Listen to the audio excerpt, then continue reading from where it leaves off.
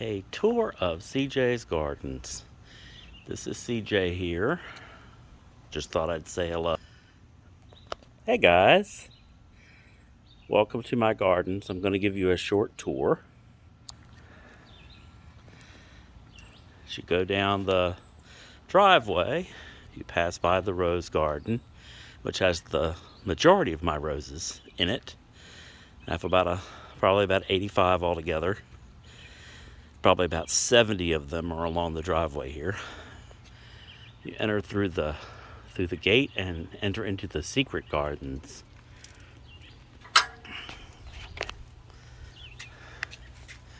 Through the gate, you have an arch, have the cranes, and through the arch will eventually be covered with Confederate jasmine, which you can see is blooming still. The big tall plant is the limelight hydrangea. We've got gingers of varying kinds, ferns, azaleas, camellias, a large needle palm. I'm a big collector of palms. As you're approaching, you'll see in the tall thing in the background, it's a climbing aster, Carolina climbing aster on a 8-foot high steel frame. We've got various perennials of all kinds.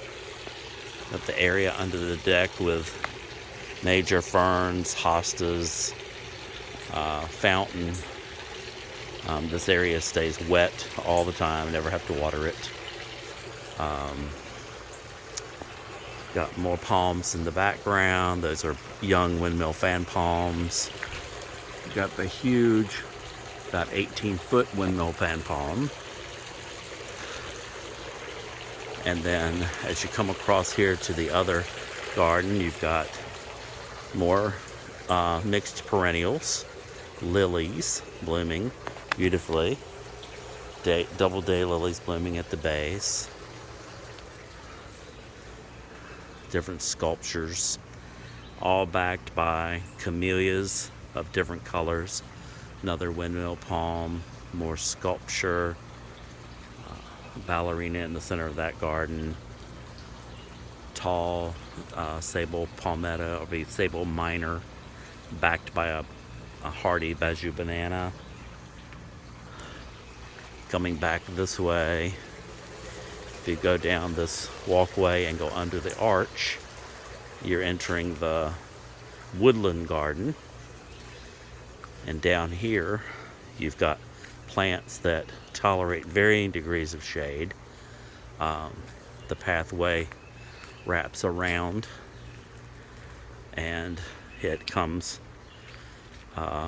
through, like I said, varying degrees of shade. I even have a rose down here called Climbing Jean LaJoy. She does a beautiful bloom in the spring before the leaves really get thick on the trees. The fence is all the way around the property to keep the deer out from eating everything in sight. And so far it's been working. Hasn't kept the bunnies out, but the bunnies don't nibble that much. Again, there's different kinds of sculptures and things down here. Got a nice urn there full of ferns. Benches for you to sit and rest after your tour or during the tour. We have Buddha, who has a spotlight over his head at night. The bamboo grove that's outside the fence, which is contained. And you've got more pathway wraps around. It basically does a figure 8. Benches and chairs for people to rest and enjoy the garden. It's usually about 10 degrees cooler down here in the woodland than it is up on the patio where the full sun happens. Another sable minor down here blooming in the total shade. So palms will grow in the shade. And then going back up the pathway and heading back out. Another view of the fountain and the beautiful sound it makes. My favorite seating area with a cold beverage, listening to the fountain and watching the flora and fauna. The patio, which I laid every brick on my hands and knees. Then you have another area here that is a shade area. It gets sun first thing in the morning, and then it's in the shade the rest of the day. This area on the side of the house where the heating units are gets full sun from mid-morning to about early afternoon.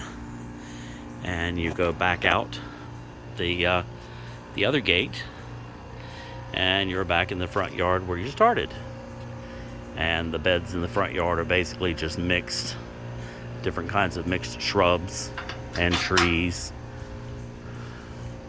that I have collected over the years, including the big pink vitex, which I had on an earlier video, being enjoyed by Mr. Bumble.